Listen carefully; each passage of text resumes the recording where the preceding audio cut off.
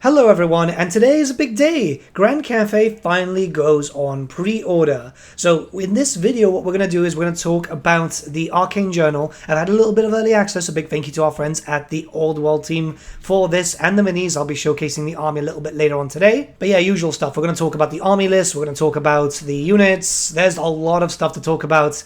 This is the first army since the Ogre Kingdoms, so let's just jump in. If I do sound a little weird, it's because I am feeling a little bit poorly today, but I'm not going to let that stop the hype train. So in this book, there's only one army list, the Grand Army itself. We do know, by the way, that there is a second book coming later this year, so don't be too discouraged by the lack of units. This is kind of what Games Workshop have been doing when new armies get released. It's a bit of a slow grow, but it ends up being better because that means that stock is handled a little bit better too. So for characters, up to 50%, 0 to 1 Cathayan dragons per 1,000 points. That does mean that in the future, you'll be able to run 2 Cathayan dragons. Miao Ying is not releasing at this time, by the way. She's releasing later on with the second book. And now 0 to 1 Shugengan Lord or Lord Magistrates per 1,000 points. Finally, for the character options, you can choose as many Shugengan, so these are the standard Shugengan, Gatemasters, Gatekeepers, and Strategists as you want. Gatekeepers themselves are your BSB option, they're pretty damn good. Overall, you've got a lot of options here. The Strategist is basically just the other form of the Magistrate, and the Gatemasters and Gatekeepers are the same kit. You would have already seen me doing the unboxing. If you haven't, there's a video on the channel. For core, we have 25% of your army's value must be spent on core. And I'm not going to lie, it's a little empty. You've got Jade Warriors there, so you've got them with Sword and Shield or Halberds, and 0 to 1 units of Jade Lancers per 1,000 points may be taken as a core choice. That really gives you the whole core restriction if you end up using the battalion box. Next, we've got the special section, so this is up to 50% there, and that is as many Jade Lancers as you want. 0 to 3 War Machines per 1,000 points. These are the Fire Rain Rockets or the Cathayan Grand Cannons. You get 2 from a battalion box, so yeah, you do have some options there. Now, there's some extra options here. So if your general is a Shugengan Lord or a Shugengan, 0 to 1 Cathayan Sentinels may be taken as a special choice. And if your general is a Lord Magistrate or a Strategist, then 0 to 1 Sky Lanterns may be taken as a special choice. Before you ask, yes, you can take 6 balloons in an army list. It's pretty ridiculous. And it's legal too. And then finally, for rare, we have up to 25%, and that can be as many Sky Lanterns and Cathayan Sentinels that you so wish to take. Which, they're kind of expensive, but you can take 3 Sky Lanterns in one list for 25%. On a 2,000 point list. Overall, like, it's a small list, it's a small amount of units, but it's a good start. We're going to talk about the faction rules next before we jump into the units, because generally those are at the front. So, Celestial Forged Armor, X+. A model with this special rule has a ward save against any wounds suffered. The armor value of the ward save is shown in brackets after the name of this special rule. So, you know, if you've got X4, then it's a 4-up ward save, and so on. Shugengan characters can also take this, so that means that they will be able to wear armor without penalty. The Shugengan are going to be some of the best spellcasters in the game. Like, I am calling it right now. Next, we have Mastery of the Elemental Winds. Once per turn, a wizard within your army that has this special rule, and that is within 6 inches of 1 or more friendly wizards that also have this special rule, may apply a +1 modifier to their spellcasting. This is very similar to that of the Tomb Kings, with the whole casket, and yeah, you're going to have a few Shugengan up and running. I've done a list, and I've been able to take 3. Then we have Will of the Dragons. A unit with this special rule may re-roll a failed panic test when a friendly unit is destroyed whilst within 6 inches of it, or when it is fled through a friendly unit. And lastly, we have the big one, the Elemental Winds. So, during each start of turn subphase, the Grand Cathay player rolls a d6 to determine which of the Elemental Winds blow the strongest. On a roll of a 1 to 3, the winds of Yang blow the strongest. On a roll of 4+, the winds of Yin blow the strongest. And you get different abilities here, like just different buffs in general. So with the winds of Yang, until your next start of turn subphase, wizards with a Lore of Yang special rule increase their D-spell range and the range of any enchantment spells they know by 3 inches. In addition, all friendly models with the Will of the Dragon special rule gain one of the following modifiers: +1 movement, or +1 initiative. Then we have the Winds of Yin. Until your next start of turn subphase, wizards with the Lore of Yin special rule increase the range of any hex or magic missile spells they know by 3 inches. In addition, all friendly models with the Will of the Dragon special rule gain one of the following modifiers: +1 weapon skill or +1 leadership. It's a little RNG here, but given that they've got very strong faction rules and general rules over all the units, you'll be seeing that in just a second, I can see why they've added a little bit of RNG here. Alright, we're going to talk about the only named character at the moment, which is Miao Yin, the Storm Dragon. So this is a very large character. It also has a transformation mechanic, so you can have her on human form or also on dragon form. You've got different stats, all of which are on screen right now. As you can see, she's pretty high-statted overall, with weapon skill being 7 in human form and 8 in dragon form. Having 7 wounds overall, initiative is quite high, high attacks, high leadership. She is absolutely powerful. I think she's a lot stronger than even Chaos Dragons at the moment. I'll give her that. She is quite expensive, 485 points, but the fact is that you have a character doing 2 different things. So in her human form, she is a level 4 wizard, but in her dragon form, she is a level 2 wizard. She's also got access to battle magic, elementalism, and high magic. When she's a human, she's got heavy armor, but she's got full plate as a dragon, and she gets absolutely terrifying, because when you look at her special rules, it is scary. So when it's just general here, she's got Celestial Forged Dragon Armor, which is 5+. Disdain of the Dragons, we'll talk about the dragon special rules in just a second. Hatred, Warriors of Chaos and Demonic models, so she does hate demons. Magic Resistance -1. Mastery of the Storm Winds. Mastery of the Elemental Winds. Stubborn. Supreme Matriarch of Nangao. Transformation of the Dragon. Will of the Dragons. Wrath of the Storm. If she's in human form, she gets Rallying Cry. If she's in dragon form, she gets Fly 9. Large target, stomp attacks d6, swift stride, which is terrifying, and terror also. Yeah, she is, she's pretty strong. Miao Yin has so many special rules that she needs 2 pages. Yep, she needs 2 pages here. So let's talk about the Disdain of the Dragons first. Enemy models that wish to issue a challenge whilst within Miao Yin's command range must first take a leadership test using their own leadership. If the enemy model wishes to issue a challenge whilst engaged in combat Miao Yin is also engaged in, it must also apply a +1 modifier to its dice roll if she is in a human form, and a +2 if she's in a dragon form. If it's passed, the challenge goes as normal, but if it's failed, the challenge doesn't happen. And finally, for this page, challenges issued by Miao Yin cannot be refused. Alright, Mastery of the Elemental Winds now. Miao Yin may discard up to 2 of her randomly generated spells rather than the usual 1. When she does so, she may replace them with spells chosen from the Lore of Yang, the Lore of Yin, the signature spell of her chosen Lore of Magic, or with the following spell. She does have a unique spell for her, the Storm Dragon's Fury. This is a magic missile casting value of 10+, range of 18 inches, and the effect is as follows. The target enemy suffers 2d3 strength 5 hits, each with AP -3. These hits also have flaming attacks as a special rule. Once these hits have been resolved, the target enemy must also give ground. It's a pretty beastie spell, especially to have as a unique spell for a certain spellcaster. She also has Supreme Matriarch of Nangao. If your army includes Miao Yin, she must be the army's general. In addition, 0 to 1 units of Jade Warriors and 0 to 1 units of Jade Lancers in her army may be upgraded to Celestial Dragon Guard for 1 point per model. Celestial Dragon Guard have a +1 modifier to their weapon skill and leadership characteristics, and gain the Celestial Armor 6+ special rule. So I wanted to talk about this here because I think it's quite important. We haven't talked about the Jade Warriors just yet, but I don't know what I'm kind of keen about this, mostly because, you know, the Celestial Dragon Guard in Total War Warhammer have separate new models, and they kind of have the role of chosen in a sense, right? So I was kind of hoping, at least, or expecting, that they would be their own models in the future.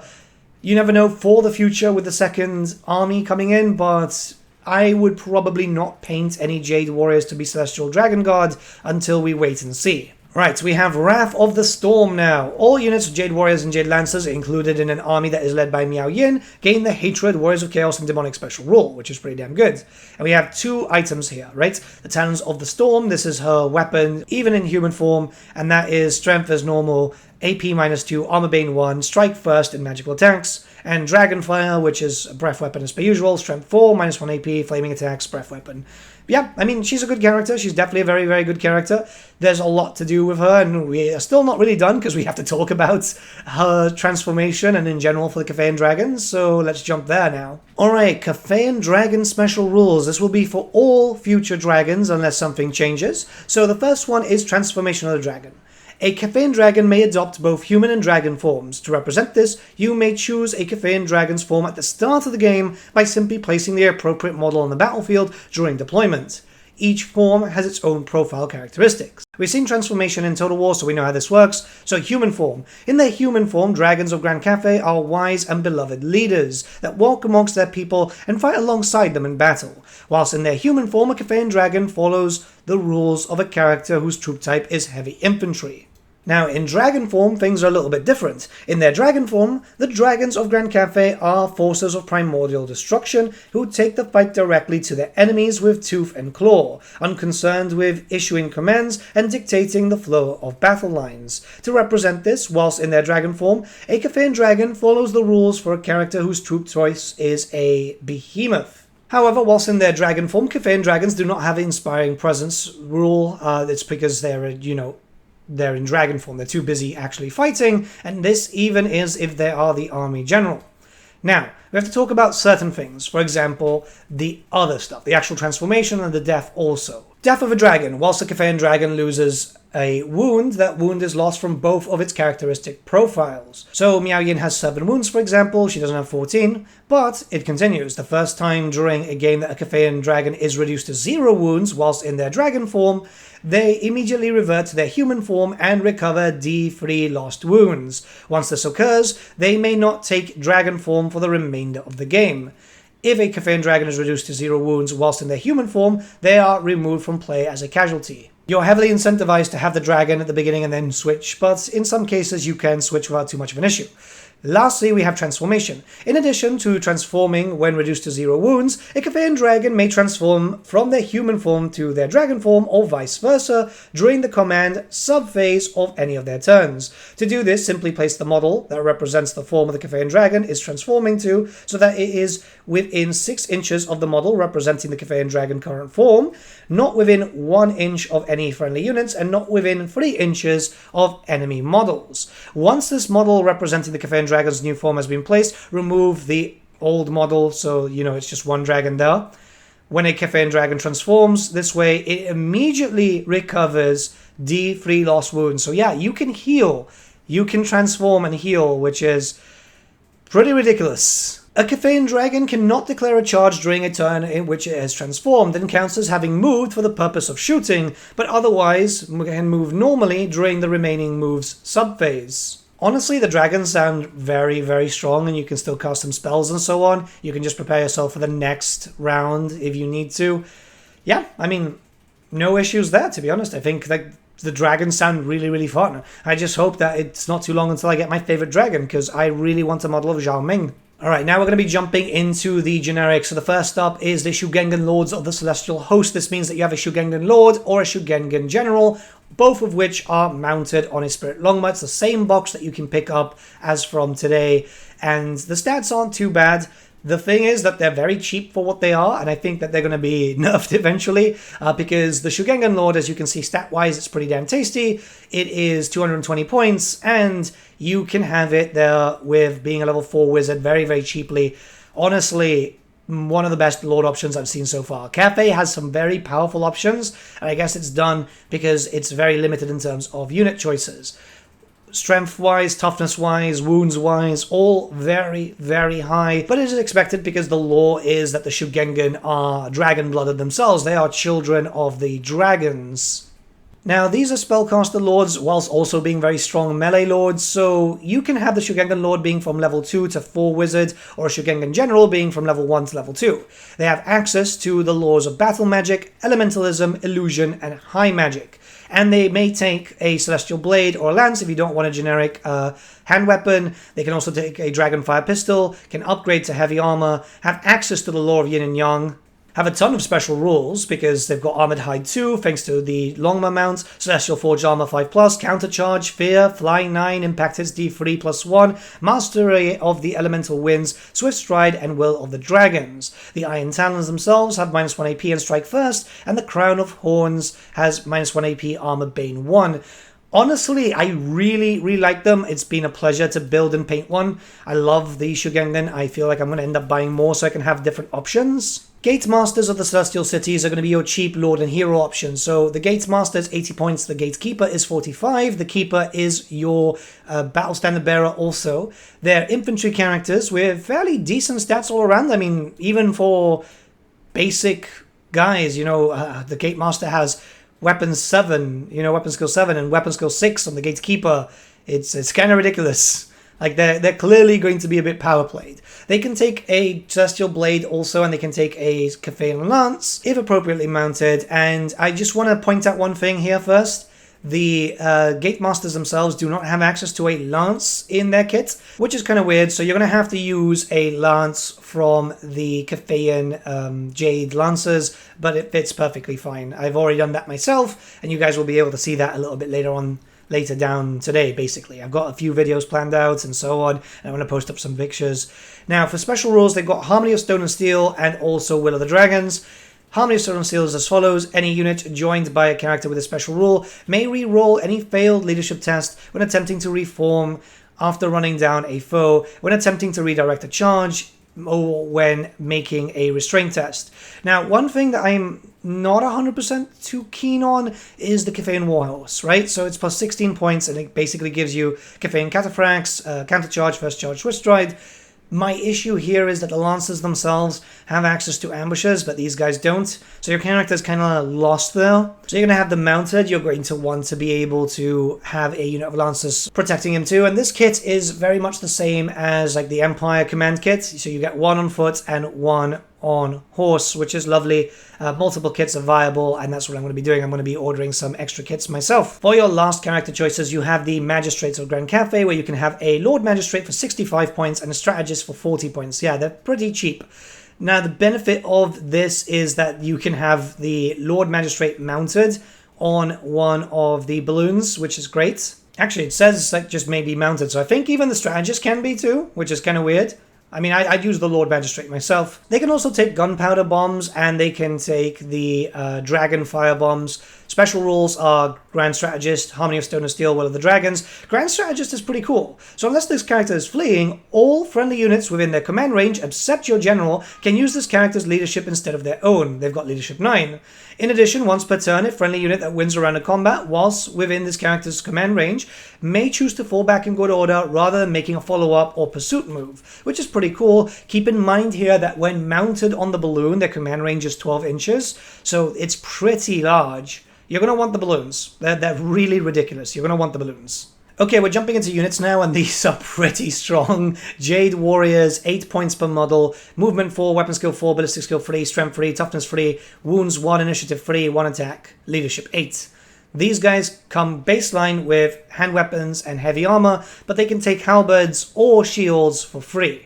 You can upgrade them to full command at 6 points each, and 0 to 1 units per 1,000 points may have the drilled special rule for 1 point per model, stubborn special rule for 20 points per model, and purchase a magical standard for 50 points per model. So yeah, you're limited on magical standards here, which I think is actually decent, because they're quite strong as they stand, so they can't have everything. Now, for special rules-wise, they've got Close Order, Defensive Stance, we'll talk about that in a second, Detachment, so I guess that's getting ready for the range units in the future, Regimental Unit, and Will of the Dragons. When it comes to Defensive Stance, you have the following. Unless it's charged during the preceding movement phase or counts as having charged this turn, a unit with this special rule may reroll any armor saves of a natural 1 made during the combat phase. So you've got a 5-up armor save as it stands, or a 4-up if you take the shield. There are a lot of enemies when it comes to Old World with AP, but it's still very useful just in case you do get a 1. These units can be taken in pretty large bulks. It does seem like their box is going to be units of 30, and the battalion box comes with 30. Also, I've been building them up in units of 15 with full command, 1 with sword and shield and 1 with halberds, just in case. I will be picking up a second one in the future, though, depending on how the local store is, because I don't want to buy a bunch of stuff if the locals don't have chance to buy stuff, you know? Jade Lancers are also pretty damn good too, so movement 7 because of the Warhorse, weapon skill 4, ballistic skill 3, strength 3, toughness 3, wounds 1, initiative 3, 1 attack, leadership 8, 20 points a model. You can upgrade them for 6 points each to have all the full command stuff as expected. They can take magical standards also, any unit can, so it's not limited like the Jade Warriors. Now, this is where it gets interesting, because they can get Cathayan Lancers, which allows them to attack at extra rank. So if you're taking a squad of 10, 5 and 5 behind, yep, you can attack with all 10 of them. Provided you've charged, obviously, but it's one of those ones that are pretty damn good because you get AP, extra strength, armor bane also.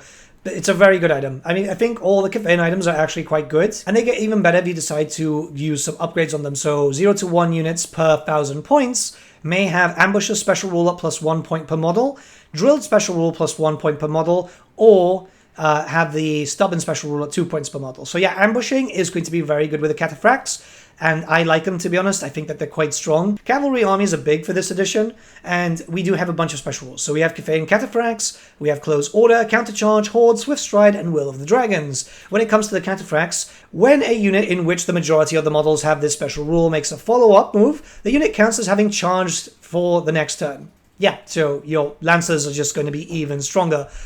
Yeah, like really, really strong. Really, really strong. Sky Lanterns are going to be freaking ridiculous. I think that they're going to be absolutely amazing here. So the Sky Lantern itself has movement 1, but it can fly 8.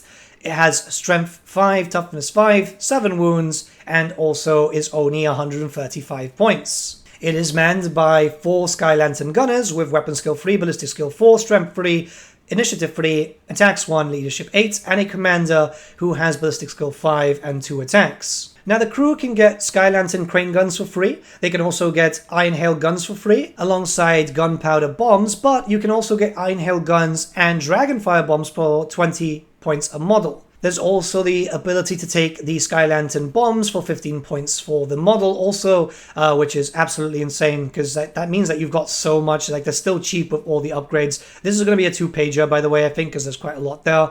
So special rules are Close Order, Disengage, Eye of the Dragon, Feigned, Flight, Fire and Flee, Fly 8, Heavenly Beacon, Impact Hits D3 plus 1 for the Sky Lantern, Large Target, Reserve Move, Scouts, and Unbreakable. As you can tell, this is going to be wild, right? Absolutely wild. So let's talk about some of these special rules first because there's a lot to go into. Eye of the Dragon. Friendly models whose weapons shoot using the Bombardment special rule can shoot using this model's line of sight rather than their own. Again, cannons are going to be insane here. Well, the rocket battery more than anything else.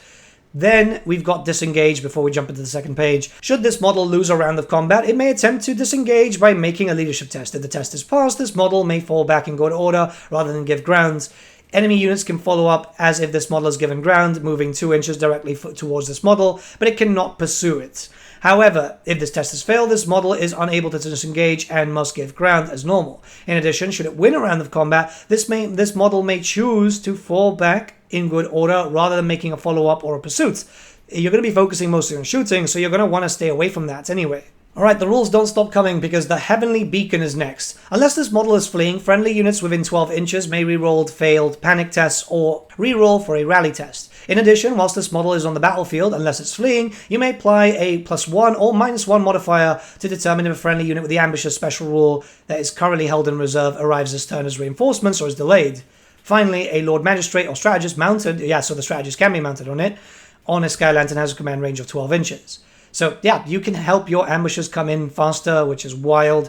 Then we've got Sky Lantern bombs. So if this model is equipped with Sky Lantern bombs, it may perform a bombing run attack against a single enemy unit that is not engaged in combat. To do so, this model must move within 6 inches of the unit it wishes to attack during the remaining move subphase. Once this model's movement is complete, roll on the table below.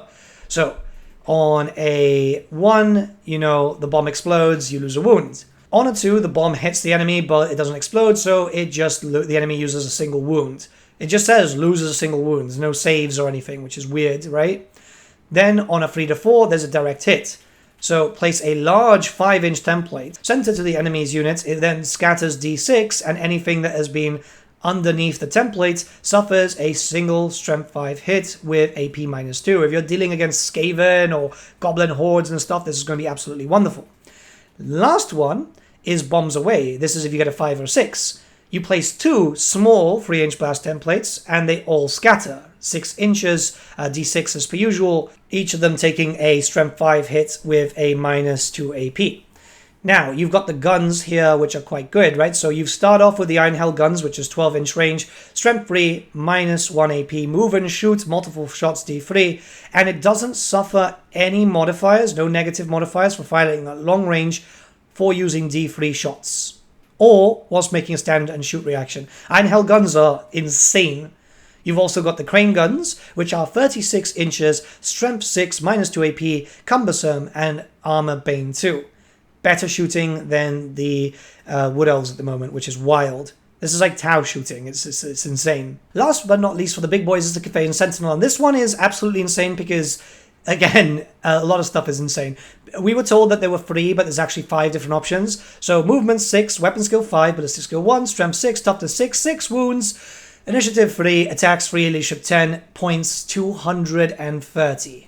They've got a great blade, they've got hand weapons also, and they've got heavy armor.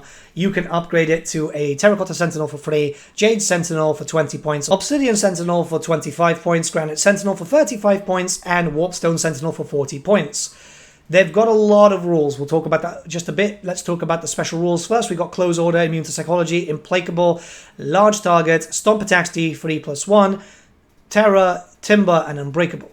Implacable is as follows. Once per game during a turn which it has charged, this model may choose not to give ground should it lose a round of combat. In addition, once per game, this model may re-roll its charge, which, yeah, pretty damn good. Pretty damn good. Now, when it comes to the Great Blade, you've got 2 different types of attacks, and each of them can be picked at the start of your combat phase. So Scything Blow is strength as normal, AP minus 2, armor bane 1, extra attacks plus 2d3, and strike last.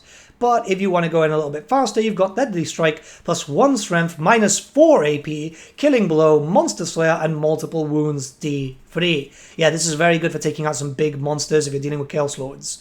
Now, we have to talk about the special types of Sentinel. This is why I'm going to see myself buying 5. The Terracotta Sentinel has Regeneration plus 6 special rule. The Jade Sentinel knows a single spell from either Battle Magic or Elementalism, and it may be cast as a bound spell with a power level of 3.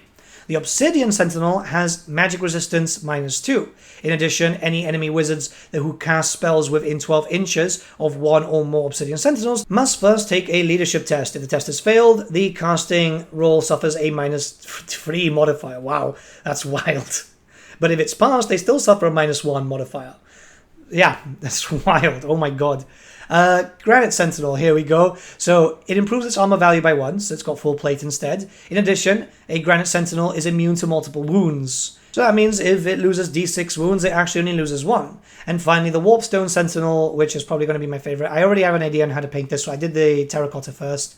A Warpstone Sentinel has the magical attack special rule. In addition, whilst in base contact with 1 or more Warpstone Sentinels, enemy units suffer minus 1 to their toughness characteristic to a minimum of 1.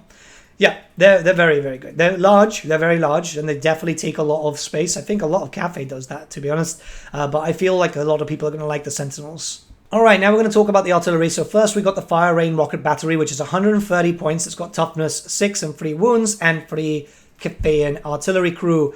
So here you've got the option to get an Ogre. That is with a plus 35 points, but we'll talk about that a little bit later because you can use them with the cannon also. The special rules is that they are skirmishers, which is wild. And you've got 2 profiles to fight with the rockets. Bastion rockets and rocket batteries. Bastion rockets is 12 to 48 inches, strength 4/5 with the center, and AP minus 1/-3 for the center. Armor Bane 1, Bombardment, Cumbersome, Move or Shoot, multiple wounds D3. It shoots like a stone thrower, by the way. Now, the rocket battery is also the option here where you have 12 to 48 inches, strength 3 or 4 with the center, minus 1 AP, minus 1 AP. Armor Bane 1, Bombardment, Cumbersome, Flaming Attacks, Move or Shoot, and Wailing Spirits. Also, I completely forgot, the Bastion rockets are on a 3-inch blast template, whereas the rocket battery is on a 5-incher. Now, the rocket battery also has Wailing Spirits, so any unit that suffers 1 or more unsaved wounds from this weapon must take a panic test as if they have taken heavy casualties. Yeah, I mean, it's already better than the Empire one. I feel Empire fans are going to be a little bit angry here. Alright, now the Cathayan Grand Cannon. So, yeah, 130 points, got 3 crew, toughness 6, wounds 3 as per usual. Very big base. All of the artillery, it's like 60 by 100. It's massive. You can have an Ogre Loader for 35 points. Again, we'll talk about that a little bit later. But this is where things jump in, right? So the Grand Cannon is 48-inch range, strength 10, minus 1 AP, armor bane 3, cannon fire, cumbersome, move or shoot, multiple wounds D3 plus 1, thunderous impact. So again, fires like a normal cannon, right? So The Thunderous Impact is amazing. Until your next start of turn subphase, any unit, friend or foe, that was within 2d6 inches of the strike point when a Cathayan Grand Cannon has shot suffers a -1 modifier to its movement characteristic and cannot use the Swift Stride special rule. If you're going to be hitting Bretonnians with this, you're going to be in for a very, very good time. There's not much that needs to be talked about here. You know, it's hand weapons, light armor, all the usual stuff, but yeah, this is really, really good. They're skirmishers also, by the way. Finally, we have the Ogre. So this is an upgrade for your artillery. It's got movement 3, weapon skill 3, strength 4, toughness 4, wounds 3, initiative 2, 3 attacks, leadership 8, 35 points, right? It can take gunpowder bombs for 8 points, right? And if it does so, the whole crew of the War Machine actually ends up getting it because it's got enough for everyone, which is a fantastic rule. This means that if they get attacked, you know, you've got some defenses there. And finally, Mercenary Crew, which I think really makes this Ogre shine. So as an Ogre Loader, it is a special type of character that can be taken as an upgrade to accompany a Cathayan War Machine. During deployment, position the Ogre with the War Machine itself, as you would a character that's joined the unit. Once placed, an Ogre Loader cannot leave its War Machine. The crew of any Ogre War Machine that has an Ogre Loader gets a +1 modifier to its movement characteristics and the Stubborn special rule.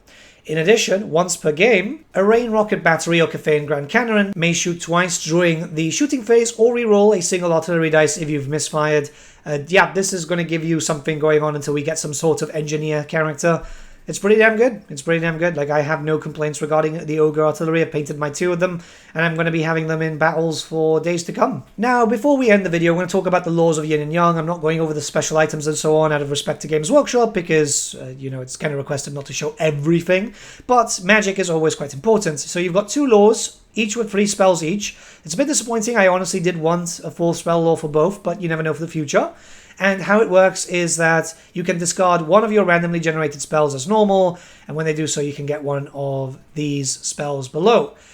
We're going to start off with the Law of Yang, where we have 3 spells: the Constellation of the Dragon, Magic Missile, 7-up or 11-up, range 18. If it's cast with a 7-up, the chosen enemy unit suffers D6 + 1, strength 4 with no AP damage. But if it's 11-up, then it suffers 2d6 + 2, strength 4 hits with AP of -1.